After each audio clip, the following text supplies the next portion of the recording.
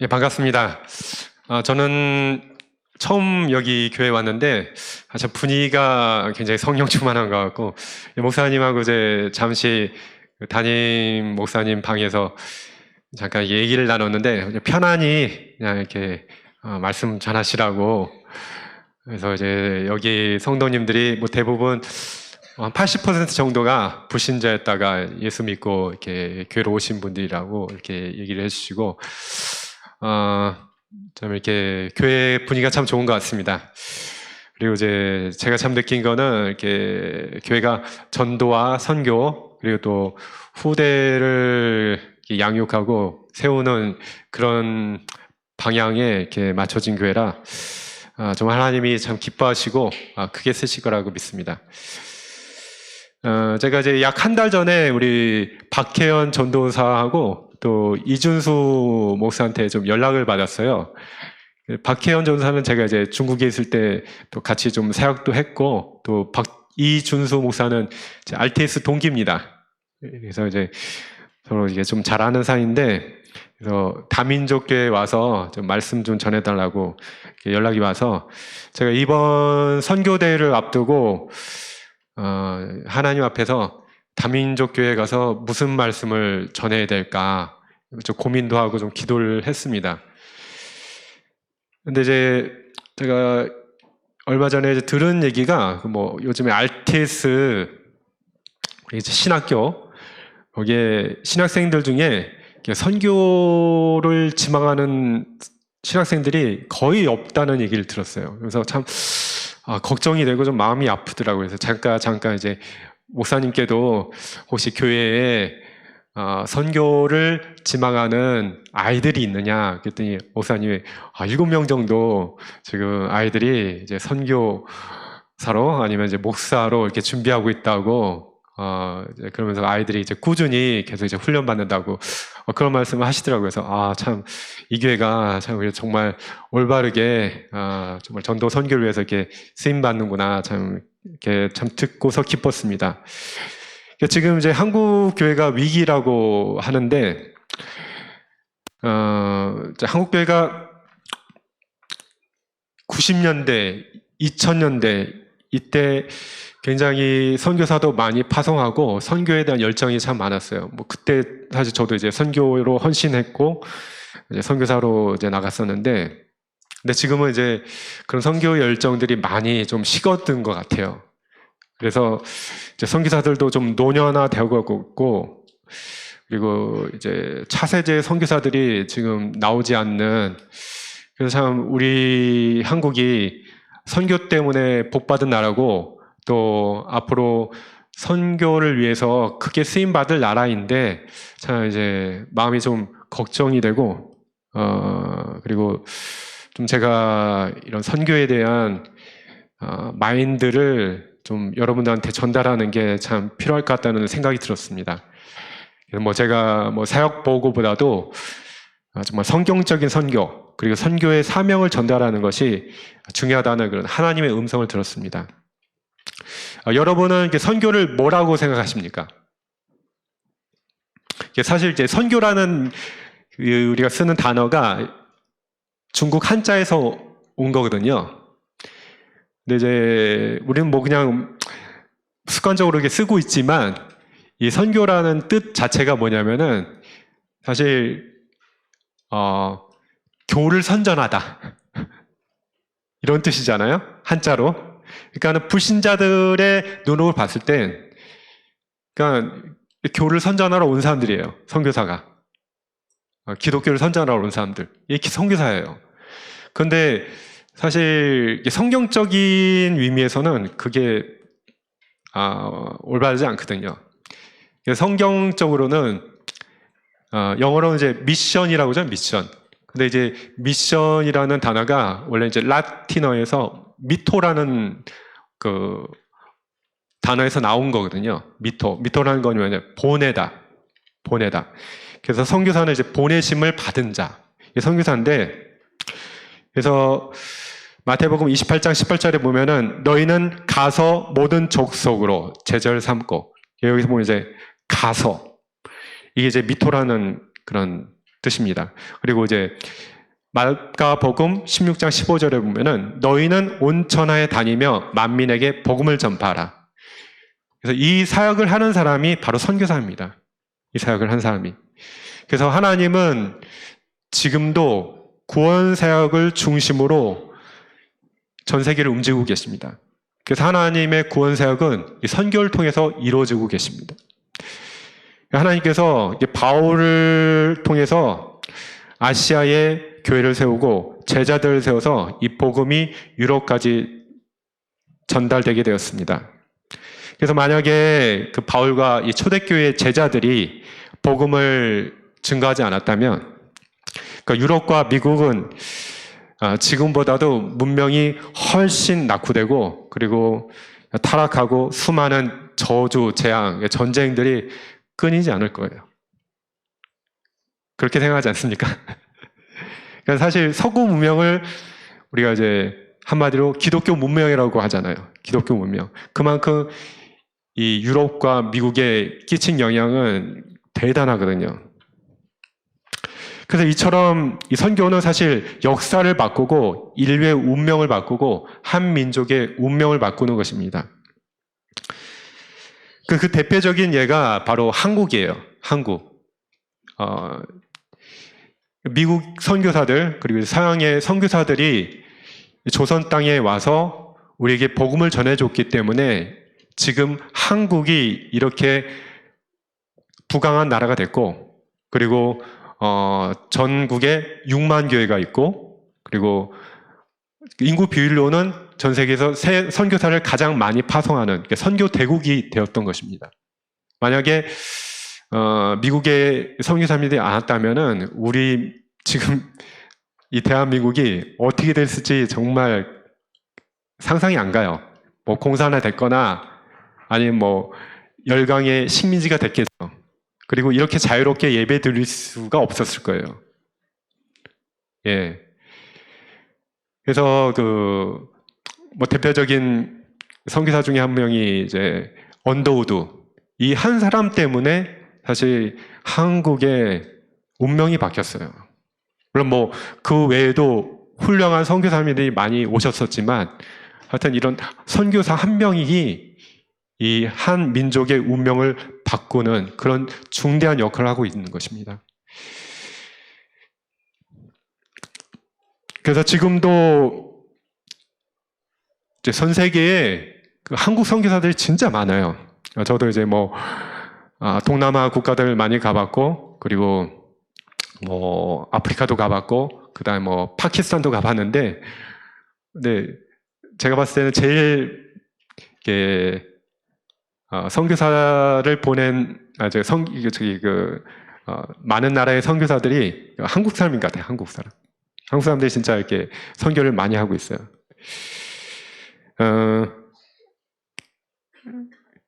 그리고 이제 한국 사람들은 전 세계 어느 나라를 가든지 뭘 먼저 세우냐면요, 교회를 먼저 세워요. 교회를 먼저. 그래가지고 그 미국에 가보면은 이제 뭐 불신자도 그렇고 일단은 미국 땅에 오면은 제일 먼저 찾는 곳이 교회라고 하더라고요. 한국 교회, 한국인 교회. 가면은 한국 사람을 만날 수가 있고, 거기 가면 이제 각계각층의 이제 인사들이 있기 때문에 그 사람들로부터 도움을 받을 수 있다는 거죠. 그래서 이제 한국 교회를 간다.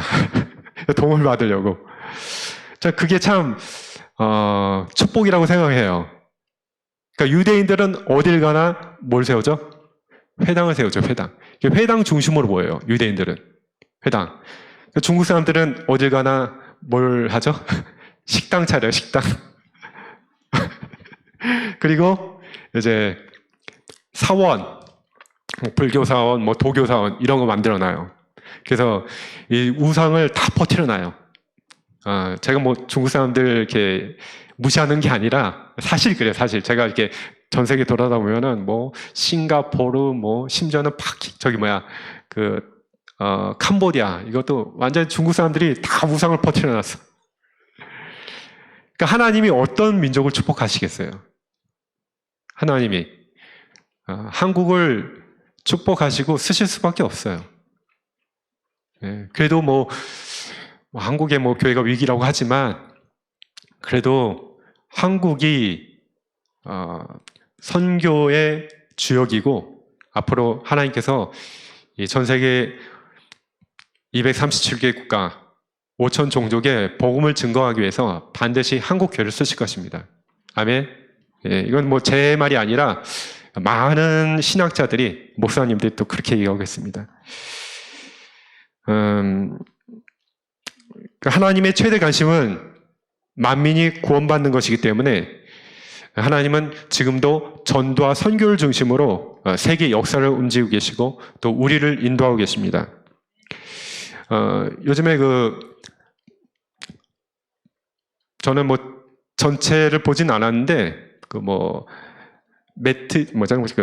넷플릭스 거기에 나오는 나는 신이다 이거 다큐멘터리 요즘에 굉장히 막 시끄럽잖아요, 그죠? 뭐 JMS 이재로 그리고 여러 이제 사이비 교주들 이렇게 나오는데 되게 이단 전문가 탁지원 소장이라는 사람이 이런 얘기를 했어요. 근데 저 그 말 듣고서 정말 이 사람이 정확하게 이단에 대해서 알고 있구나. 그 사람이 무슨 말을 했냐면은 이단은 성경을 가르치는 게 아니래요. 이단은 성경을 보는 눈을 가르친대요. 그래서 이 눈을 가지게 되면 성경을 보는 눈, 세상을 보는 눈, 사람을 보는 눈이 완전히 바뀌어진다는 거예요. 그러니까 그 눈으로 성경을 보니까 목사님들 기존 교회 목사님이 설교하는 게 들리지가 않아요. 그러니까 정명석이 하는 거, 이만희가 하는 얘기 이런 것만 들리지 다른 목사님 설교 들리지가 않아요. 왜냐하면 눈을 바꿔놨기 때문에 이단의 눈으로. 굉장히 무섭더라고요, 이게. 근데 우리는 어떤 눈을 가져야 되겠습니까? 우리는 복음의 눈, 예수 그리스도의 눈을 가져야 됩니다. 그리고 우리는 전도와 선교의 눈을 가지고 있어야 됩니다. 그 눈으로 나를 보고 세상을 보고 모든 것들을 봐야 됩니다.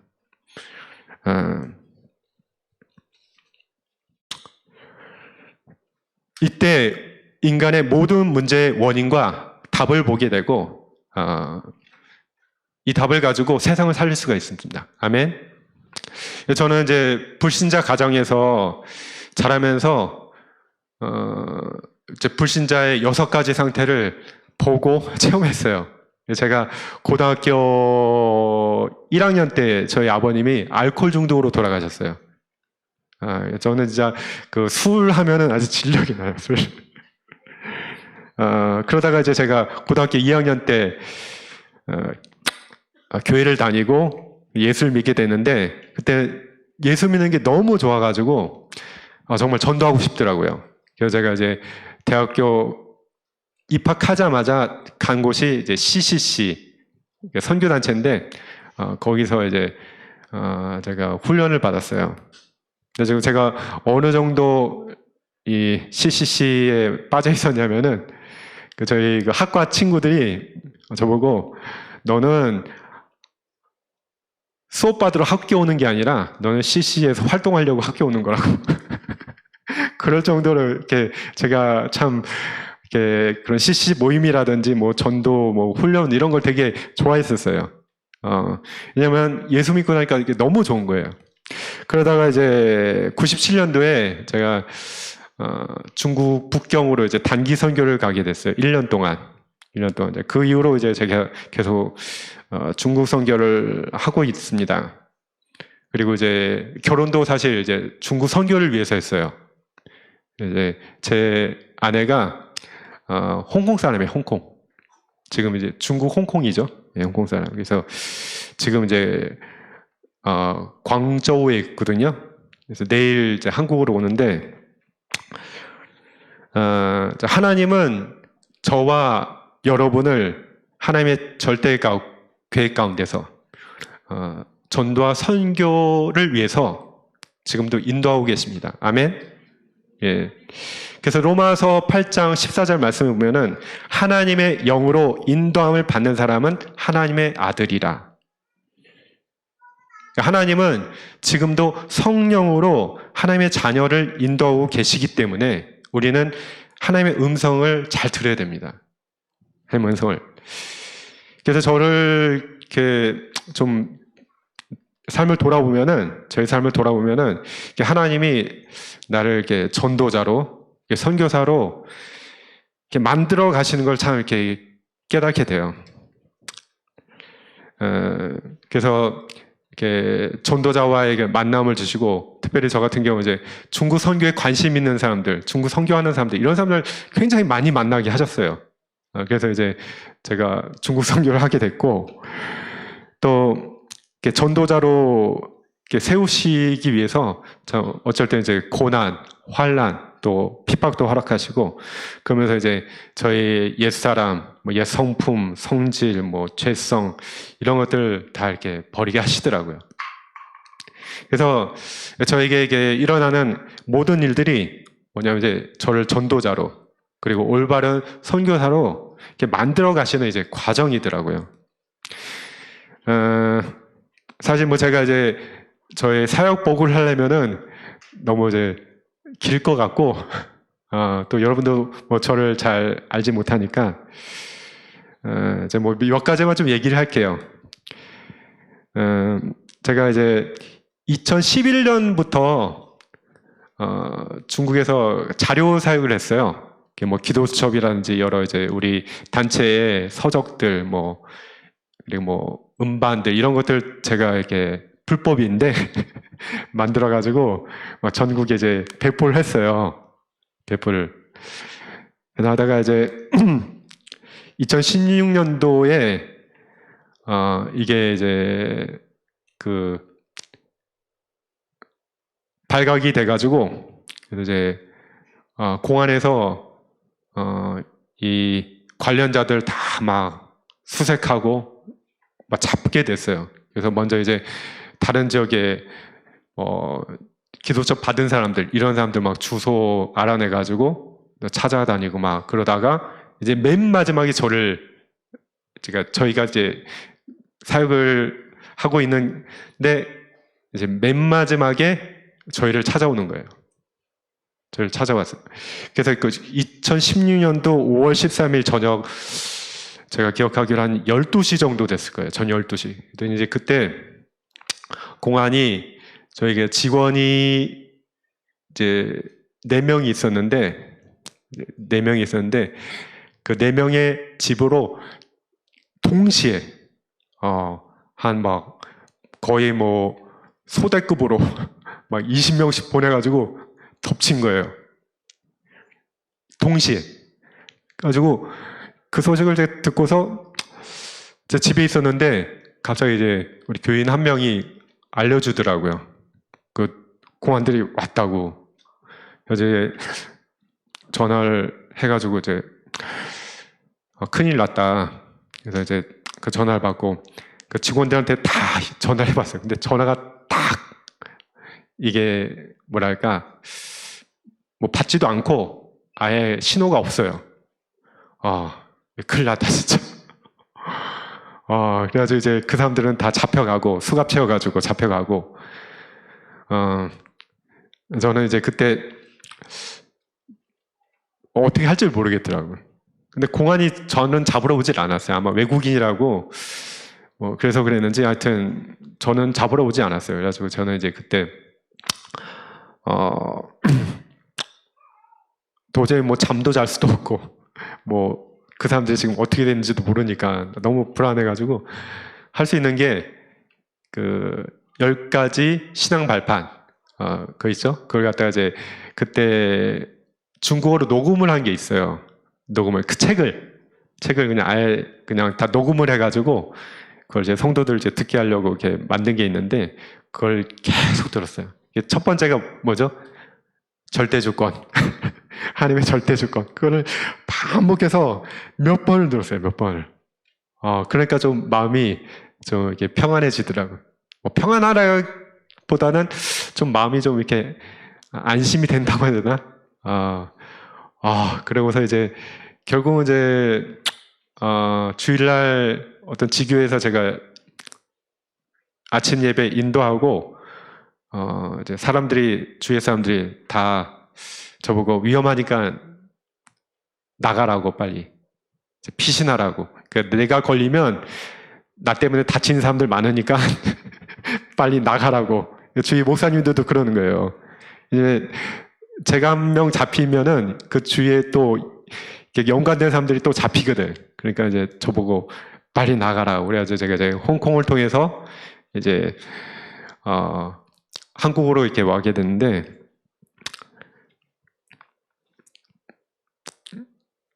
그래서 이제 그때 저희 교인 3명이 이제 구류가 됐었어요. 근데 정말 이제 그때 말씀 선포하고 뭐 기도하고 막 그러면서 정말 기적적으로 이 사람들이 이제 원래는 뭐 변호사는 적어도 3년은 아마 형을 받을 거다 그랬는데 집행유예로 다 풀려났어요. 3명이 기적적으로. 그래가지고 그때 이제 그 집사 한 명이 그러더라고. 자기가 나오는 날 딱 보니까 그게 구류를 하면은 그 날짜를 표시를 해준대요. 날짜가 이렇게 표시가 돼 있대요. 당신 며칠 동안 구류돼 있다. 이거 표시를 해준다고 하더라고요. 근데 2, 3, 7 그날 이제 자기가 나왔대더라고. 나왔다고. 그래서 2, 3, 7 하나님이 세계성결하고 있는구나. 예. 그래서 지금 이제 그 집사는 이제 굉장히 지금 평신도 사역자로서 지금 사역을 참 잘해요. 그리고 많은 전도의 열매도 있고.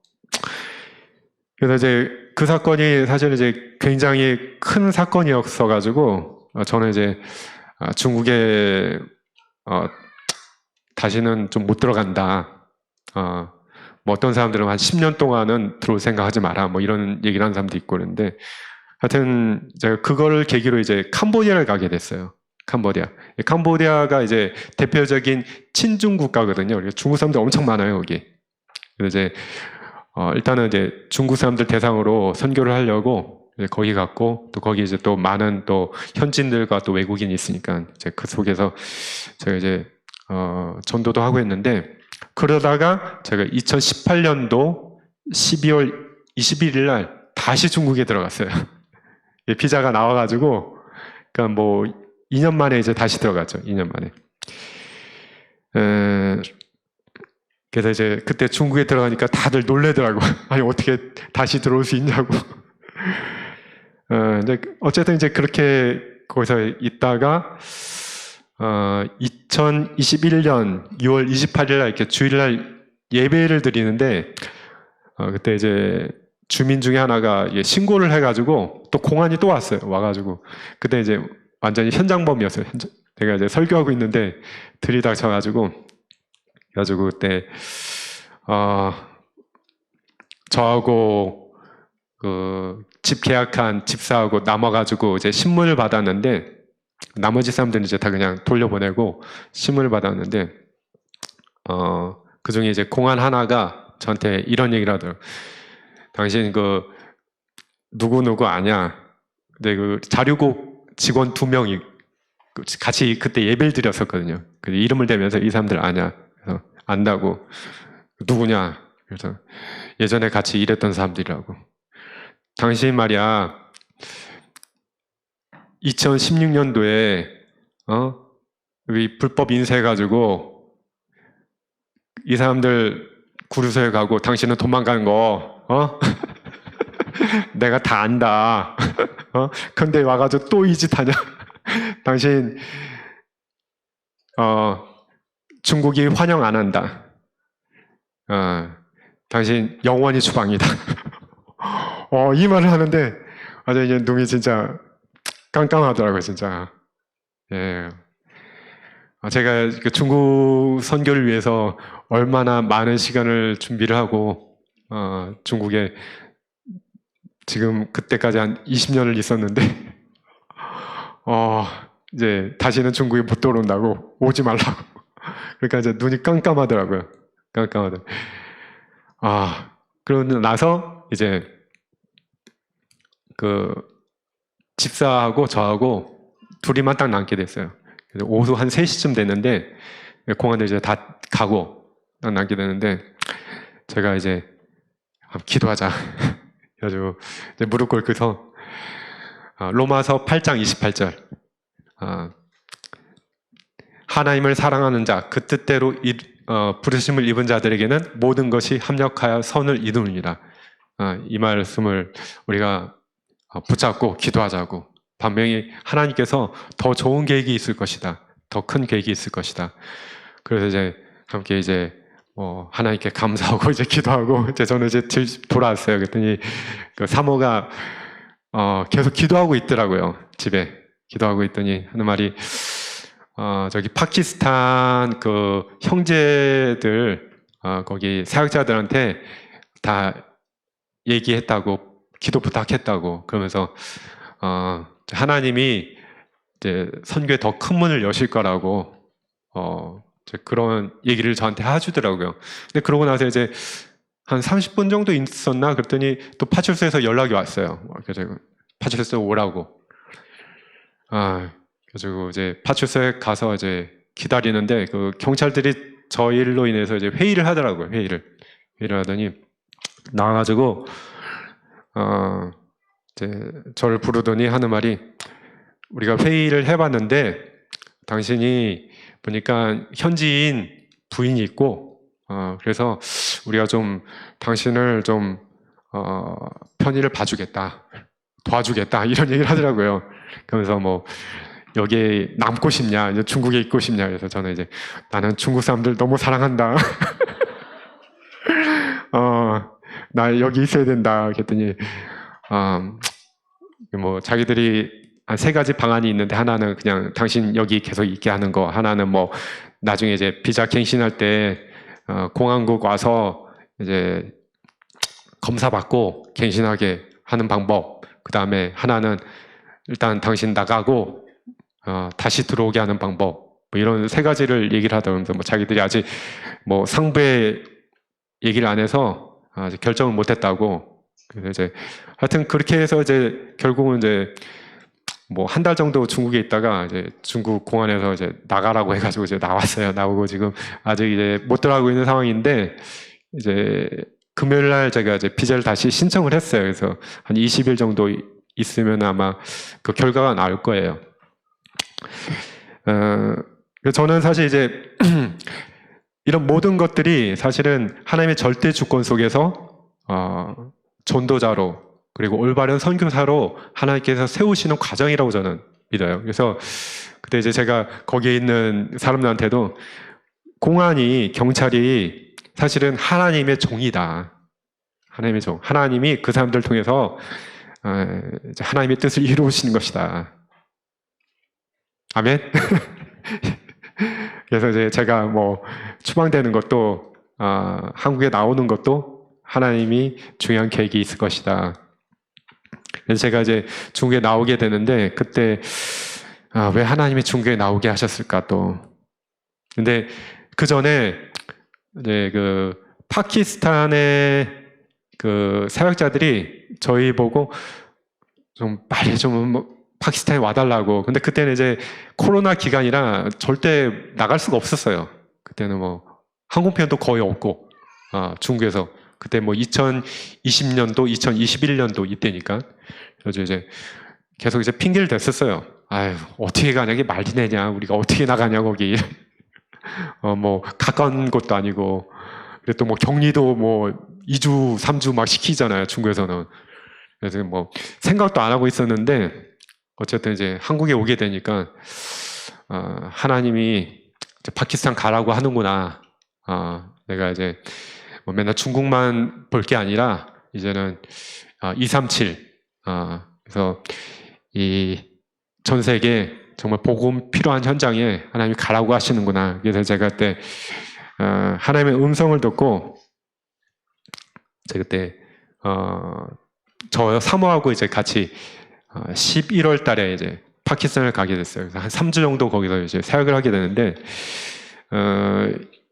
이제 가게 된 그 원인이 뭐냐면은 저희가 이제 캄보디아에 있을 때 이제 사역을 하면서 이 파키스탄 사람을 만나게 됐어요. 거의 몇 사람들을 만나서 이제 그 사람들하고 이제 복음 편지하고 이제 좀 사역을 했었는데, 그 중에 한 명이 이제 와가스라는 이제 청년인데, 그 청년이 이제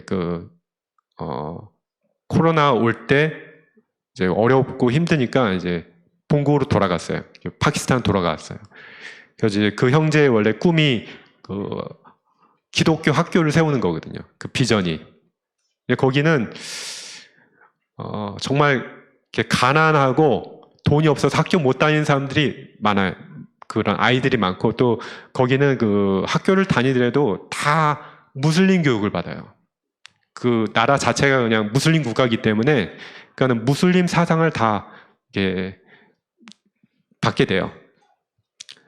그래서 이제 그 형제의 꿈이 이제 학교를 세우는 거, 기독교 학교를 세우는 그런 꿈이었는데, 이제 그때 이제 그 형제가 이제 가고 나서, 또 그때 파키스탄도 굉장히 힘든 상황이었거든요. 그 코로나 기간 동안에. 그래서 학교 안 다니는 애들이 이렇게 많아가지고 그때 이제 학교를 시작을 하게 됐어요. 학교를 시작하게 됐어요. 그래서 이제 저희가 이제 그때부터 이제 선교 헌금을 이제 보내고 이제 그 사역을 좀 도와줬었는데, 하여튼 좀 와서 좀 우리 하는 사역들 좀 도와달라고 그래서 막 요청이 많이 왔어요. 그리고 또 그분들이 그 와가스란 청년이 또 다른 사람을 소개시켜줘가지고 그분하고도 계속 연락을 하고 그러다가 이제 하나님의 뜻인 줄 알고 이제 파키스탄을 가게 됐습니다. 그래서 이제 가보니까 이 파키스탄은 정말 그 경험하지 못한 그런 현장이더라고요. 그 내가 해보지 못한 그런 현장이더라고요. 그러니까는 파키스탄의 기독교인들이 한 몇백만이 돼요. 그래도 적지는 않아요.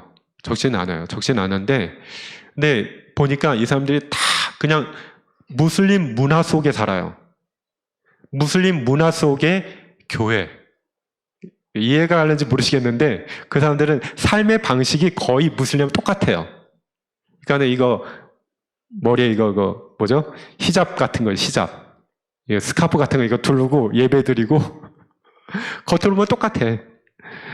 뭐 예배 드릴 때 남자 여자 딱 분리해서 이렇게 예배 드리고, 그러니까 완전히 뭐 율법 그리고 이제 전통, 이게 무슬림 문화 이 속에서 그냥 기독교를 믿는 거예요.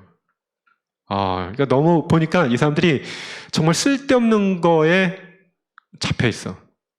그러니까 복음보다는, 예수 그리스도보다는 딴 거에 이렇게 잡혀 있어. 그러니까 전통, 그리고 이게 그런 뭐 관습, 문화 이런 거에. 근데 그걸 몰라요, 자신들이. 그리고 정말 그 아이들이 진짜 많아요. 아이들이 엄청 많아요, 진짜. 우리나라 지금 그 출산율이 1도 안 되죠, 1도. 0.8? 막 이러잖아요. 근데 거기는 4, 5. 기본인데, 많으면 뭐 8. 와, 진짜 애들 엄청 많아요. 그리고, 뭐 우리처럼 이렇게 뭐 주거 환경이 좋은 게 아니에요. 방 하나에, 진짜 조그만 방 하나에 8명 막 살아요. 근데 그런 걸 그 사람들은 불편하다고 생각을 안 해. 그 아이들이 정말 이렇게 너무 뭐랄까 좀 방치돼 있고, 정말 이 아이들을 좀 제대로 좀 교육을 해야겠더라고요. 그러면 정말 이 파키스탄도 미래가 있다는 그런 생각이 들더라고요. 그래서 저희가 이제 그 아이들에게 좀 뭐 찬양도 가르쳐주고, 또 뭐 이제 구원의 길 이런 것도 좀 가르쳐주고 했는데, 와, 애들이 정말 한국 애들 너무 들려. 그러니까 정말 애들이 너무 애들이 뭐라 해야 되나, 말도 잘 듣고, 너무 순수해. 너무 순수해. 하나도 뭐 돌아다니는 애가 없어. 그러니까 가르쳐주면 그걸 다 따라하고요. 이렇게 뭐, 이렇게 좀 이렇게 통역을 통해서 이렇게 구원의 길을 가르쳐주면 너무나도 집중해서 잘 들어요. 정말 그래서 저는 참 보면서 이게 무슬림 문화, 이게 절대 순종이잖아요. 절대 순종, 복종. 이런 게 참 좋은 면도 있구나. 이런 걸 좀 보게 됐어요. 그러니까 거기는 개인주의가 없어요. 그냥 무조건 이제 가족 중심. 그리고 이제 윗사람들의 절대적인 권위. 이런 것들을 굉장히 중시해가지고, 이런 애들한테 어려서부터 좀 복음을 이렇게 심는다면, 정말 이렇게 애들이 예수 그리스도를 정말 제대로 알고 복음을 심는다면 참 이들이 앞으로 크게 하나님께 쓰임 받게 되겠구나. 좀 이런 좀 생각을 하게 됐어요. 비전을 갖게 됐어요. 그래서 참 이게 정말 이런 나라도 정말 선교해야 되겠다. 이런 나라도 정말 선교사 파송해야겠다. 이런 생각을 참 많이 갖게 됐어요. 그래서 제가 거기 갔다 오면서 좀 어떤 선교에 대한 그런 생각도 많이 좀 깨이게 됐고, 사실 여러분들 생각에는 우리가 막 열심히 전도하고 뭐 열심히 선교하고 이렇다고 생각을 하겠죠. 그죠? 보니까 우리 이 다미숙교회도 뭐 거의 매일같이 뭐 전도 캠프하고 뭐 전도하고 막 그러는데, 사실 저는 이런 생각을 해봤어요. 그러니까 하나님이 선교에 대해서 전도에 대해서 더 열심일까? 아니면 우리가 더 열심일까? 누가 더 열심일 것 같아요? 예? 누가 더 간절할 것 같아요? 당연히 하나님이겠죠. 근데 우리는 어떨 때는 착각하고 살아. 우리가 더 열심인 것 같아. 막 우리 열심히 해야 되고, 막 우리가 뭐 헌신해야 되고 그럴 것 같아. 근데 사실은 그렇지 않아요. 그렇지 않아요. 사실 우리가 걸림돌이에요. 우리가 전도 선교의 걸림돌이야. 우리가 불순종해서 사실 하나님의 역사가 그냥 일어나는 거예요. 사실은. 제가 문제더라고, 제가. 그러니까 정말 이렇게 하나님의 마음을 알고 하나님께 순종하게 되면 하나님이 이렇게 쓰실 텐데, 내가 이게 문제더라고. 내가 걸림돌이더라고요. 그래서 이제 고난도 있고 핍박도 있고 그런 것 같아요.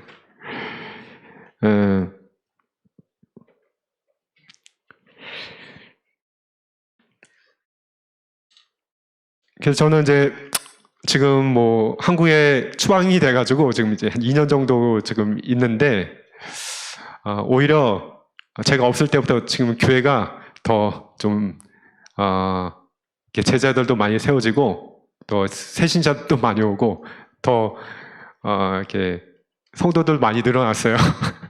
그래서 제가 느낀 게 내가 걸림돌이었구나. 그래서 하나님이 나가라고 했구나.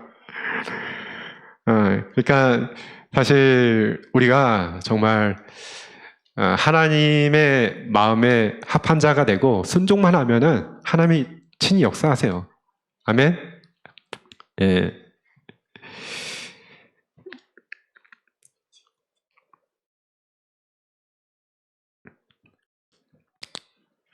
사실 저는 중국 선교를 20년 넘게 해왔고 또 중국 선교사지만, 사실 저는 저희 교회가, 중국에 있는 저희 교회가 좀 선교하기를 소망하고 있어요. 그러니까 그냥 뭐 돈만 받는 게 아니라 이제는 우리 교회도 선교하는 교회로, 사실 뭐 중국 가정교회 뭐 여러분들도 이렇게 선교사님들 뭐 선교복을 통해서 좀 들었겠지만 굉장히 어렵거든요. 이렇게 자유롭게 예배 드릴 수가 없어요.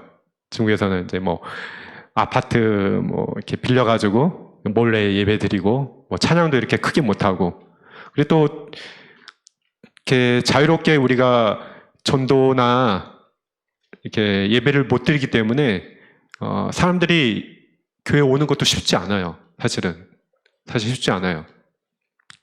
그리고 또 뭐 성도들도 경제적으로 이렇게 어려운 사람들도 많죠. 예. 그래서 뭐 한국 교회가 사실 어렵다고 하지만 제가 봤을 때는 중국 교회에 비하면은 정말 우리는 너무 축복받은 거예요. 진짜. 그래서 저희 교회는 그래도 매달 이제 $1,000 정도 파키스탄에 지금 이제 기독교 학교를 하고 있는데 계속 저희가 보내고 있어요.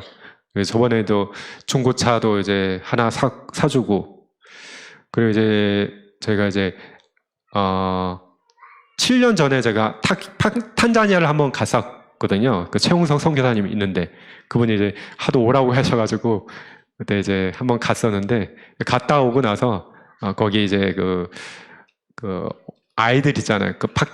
탄자니아에 있는 아이들, 그 이제 개인 후원하는 거. 그래서 저희가 이제 그것도 20만 원씩 매달 이제 보내고 있고, 또 이제 중국 농촌 선교도 한 50만 원씩 이제 보내고 있어요. 그래서 사실은 우리의 그 성도 숫자, 그 수준으로는 사실 감당할 수가 없어요. 그런 이제 뭐 이런 교회는 뭐 충분히 뭐 헌금도 많고 성도도 많으니까 할 수 있겠지만, 우리는 진짜 사람도 적고, 그리고 뭐 다들 어렵거든요. 어려운데 이제 거의 뭐 한 달에 한 180에서 한 200만 원 정도 저희가 계속 이제 선교 헌금으로 좀 쓰고 있어요. 근데 우리는 뭐 교회 뭐 건축 이런 거 신경 쓸 필요가 없어요. 기도할 필요가 없어.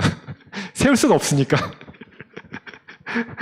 뭐 돈이 있다고 교회를 세우는 게 아니야. 중국에서는 다 불법이야.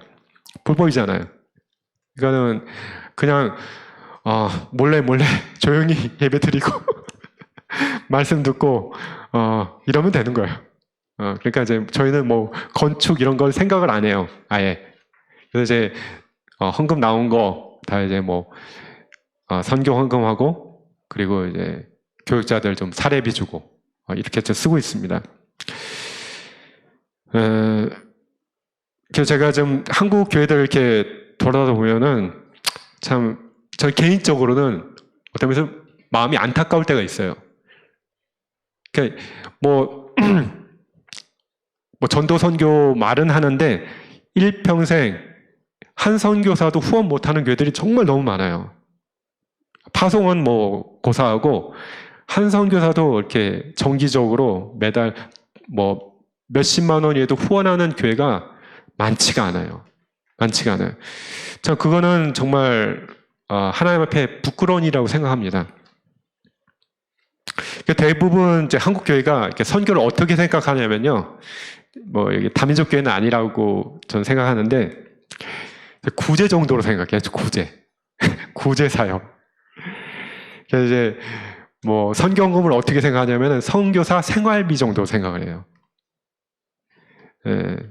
저는 사실 경제응답을 많이 받아서 그리고 또 뭐 제 자존심도 있고 해서 교회 방문하면요 절대 어렵다는 얘기 안 해요. 후원해달라는 얘기 절대 안 해요. 저는 이제 일평생 붙잡은 언약이 마태복음 6장 33절, 너희는 먼저 그의 나라와 그의 의를 구하라. 그러면 이 모든 것들 너에게 더하시리라.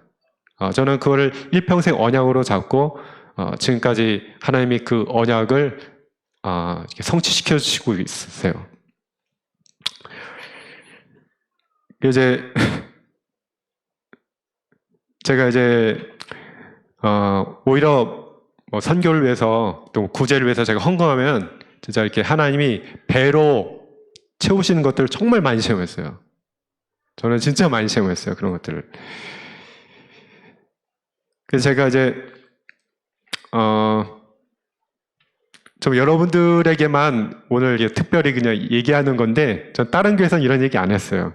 한 번도 안 했는데, 제가 이제 강남노에서 파송이 됐거든요. 강남노에서.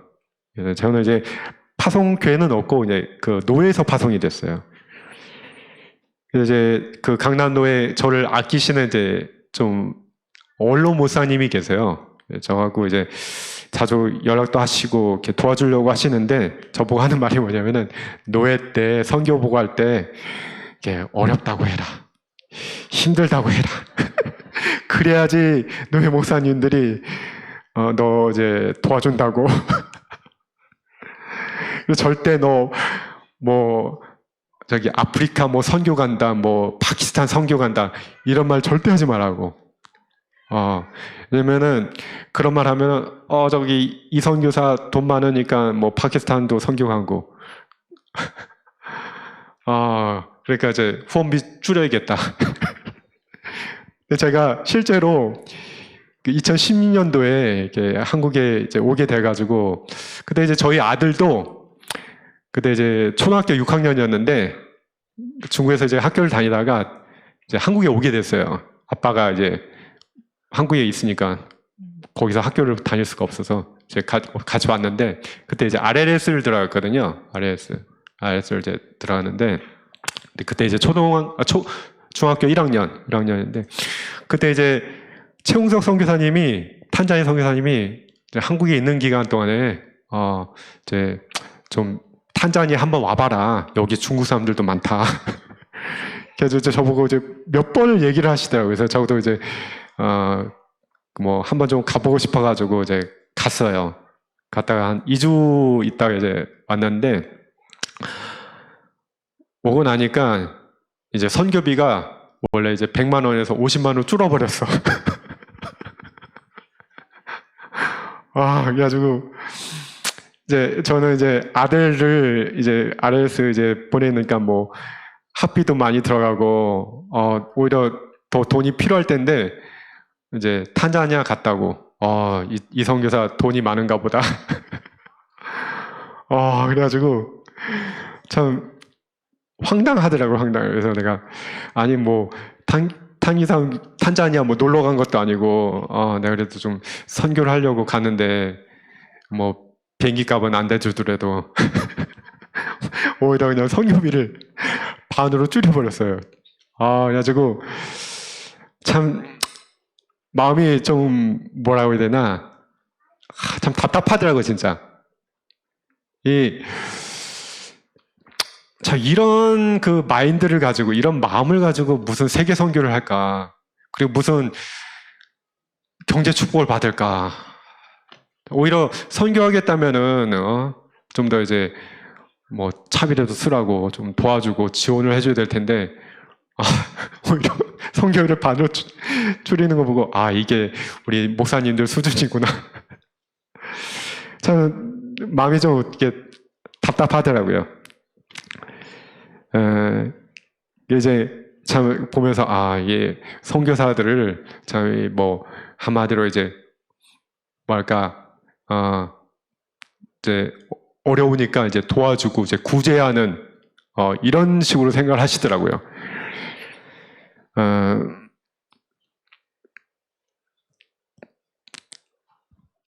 그래서 어떤 교회들 가면은 그래요. 이제 이게 뭐 설교하고 나면은 막 이제 헌금들 걷어가지고 그걸 이제 저한테 이제 주더라고요. 근데 이게 목사님은 역시 이제 그릇이 틀리시더라고요. 딱 가니까 이제 먼저 이렇게 선교헌금을 이렇게 주시더라고요. 그래서 참 이 다민족교회는 참 틀리다는 생각이 하는데, 그러니까 그 선교사 입장에서는요, 마치 교회 가면은 꼭 구걸하러 가는 것 같아요.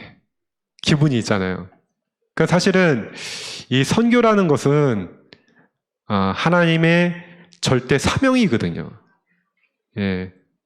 그래서 하나님이 가장 기뻐하시는 일이고, 그리고 우리는 보내는 선교사로서, 그리고 직접 가는 선교사로서 함께 선교에 동참하는 것이 하나님의 소원인데, 그리고 그런 사람들을 하나님이 마태복음 6장 33절의 언약대로 축복하시는데, 이거를 이제 너무 이렇게 잘못 생각하고 있더라고요. 그러니까 마치 뭐 선교사를 이제 구제하는 것처럼, 생활비 없으니까 생활비 좀 대주고, 어려우니까 좀 보태주고, 좀 여러분들은 제가 이런 말 하는 이유는 뭐냐면, 이제 선교 대회를 이제 앞두고서 여러분들 좀 선교에 대한 좀 올바른 자세를 가지고, 그리고 제가 앞에 서론에서도 말씀드렸듯이 우리나라가 선교 때문에 축복받은 나라고, 또 우리나라가 앞으로 축복받을 이유가 이제는 선교를 하는 나라가 돼야 되기 때문에 축복을 받는 거거든요. 아멘? 그 외에 다른 이유가 있겠습니까? 왜냐하면 복음이 가장 귀하기 때문에. 예. 이 복음이 개인과 나라의 운명을 바꾸고 민족의 운명을 바꾸기 때문에 이 복음을 다른 민족에게 증거할 사명을 가진 사람들이 바로 선교사입니다. 선교사. 그래서 이 선교사는 참 굉장히 귀한 이 사명이거든요. 그래서 여러분들이 참 그런 이제 그릇을 좀 준비했으면 좋겠습니다. 저는. 그래서 뭐 제가 이제 가장 이제 좀 고마워하는 사람들, 고마워하는 교회가 사실 이제 다락방 교회도 아니에요. 저희 3호 모교회인데 홍콩에 있거든요. 홍콩 모교회인데 독립교회도 아니에요. 독립교회도 아닌데 지금 20년 동안 한 번도 끊기지 않고 계속 후원을 하고, 그리고 이제 제가 뭐 이사를 하거나 뭐 어떤 이제 어려움을 당하거나 이러면은 이렇게 큰 금액을 이렇게 헌금하신 분들이 있어요. 그 무명으로. 이거 뭐 교회를 이렇게 방문해도 좀 가족처럼 이렇게 이제 따뜻하게 되어져요. 따뜻하게. 그러니까 뭐 부담을 안 줘요. 그러니까는 너무 고맙더라고요. 너무 고마워. 그래서 참 이제 요번에 이제 그 교회가 뭐 50년 만에 건물을 이제 이렇게 원래 계속 이제 빌려서 쓰다가 이게 구입을 했대요. 이렇게 그 홍콩은 여러분들 잘 모를 거예요. 홍콩이 땅값이 엄청 비싸요. 그러니까 상상 외로 비싸요. 상상 외로. 그래서 이제 뭐 건물을 뭐 구입을 했다고 해서 이제 가봤는데 진짜 얼마나 하냐면 이 본당의 한 4분의 1. 4분의 1이나 될래나? 고만은 딱 70명 앉게. 그것도 그냥 이런 의자. 딱 70명 앉게 돼 있는 그 공간을 이제 구입을 한 거예요. 이제 50년 만에. 그러면서 이제 거기 예배를 드리고 또 뭐, 이제 주일학교는 사지를 못하고, 이제 또 임대를 했더라고요. 이제 주일학교. 그러면서 예배를 드리는데도, 정말 사람들이 이렇게 정말 이렇게 선교사를 대하는 게, 너무 참 이렇게 가족처럼 대하고, 이렇게 참 무명으로 드러내지 않고 이렇게 큰 금액을 이렇게 항상 이렇게 헌금해주고, 요번에 이제 파키스탄 갔다 왔는데도, 그것도 이렇게 큰 금액을 헌금해줘서 저희 이제 교회에서 그 헌금으로 학교에 돈을 보내지 않고 그분들이 헌금해준 걸로 지금 이제 한 몇 달 정도 이제 보낼 수 있게 됐어요. 그래서 참 이제 저는 이 다민족 교회가 앞으로 이런 선교사들을 이제 차세대 선교사들을 정말 이렇게 배출하고 또 이들을 후원하고 지속적으로 함께 선교할 수 있는 그런 교회가 되길 바랍니다. 아멘. 예. 그래서 제가 여러분들에게 지금 이런 얘기를 나눈 거는 여러분들이 그런 준비를 하라는 거예요. 준비를. 선교할 준비를 하라는 거예요. 오늘 그 말씀 보면은 안디옥 교회에서 초대교회 최초로 바울과 바나바를 선교사로 파송합니다. 이 바울과 바나바는 사실은 이 안디옥 교회의 가장 중요한 사람들이에요. 바울은 담임 목사고, 이제 바나바는 뭐 수석 장로, 뭐 하여튼 이 안디옥 교회에서는 가장 중요한 사람이에요. 거의 뭐 이 안디옥 교회를 세우다시피 한 사람이에요. 근데 이런 사람을 안디옥 교회가 세계 선교를 위해서 파송하게 됩니다. 그리고 그들을 위해서 지속적으로 후원하게 됩니다. 그래서 바울이 이제 팀을 이뤄서 3번 선교를 가게 돼요. 1차, 2차, 3차. 근데 출발하는 곳이 다 안티옥 교회예요. 그래서 이 바울이 선교를 갔다가 와서 보고를 하고 또 다시 선교를 가요. 그래서 이 안디옥 교회는 이 선교 중심 교회가 됐고, 또 하나님이 안디옥 교회를 굉장히 크게 축복하셨습니다. 그래서 좀 저와 이 다민족 교회가 이런 응답을 받기를 주의 이름으로 축원합니다. 아멘. 예, 그래서 제가 이렇게 두서없이 이렇게 여러분들과 이제 선교 포럼을 했는데 여러분들이 자, 앞으로 안디옥 교회 같은 정말 선교하는 교회 그리고 선교사를 파송하고 지속적으로 후원하고 함께 선교하는 그런 교회의 응답을 받아서 정말 하나님께 칭찬받고 하나님께 가장 크게 쓰임받는 그런 축복을 누리시기를 주의 이름으로 축원합니다. 아멘. 예, 함께 기도하겠습니다. 아버지 감사합니다.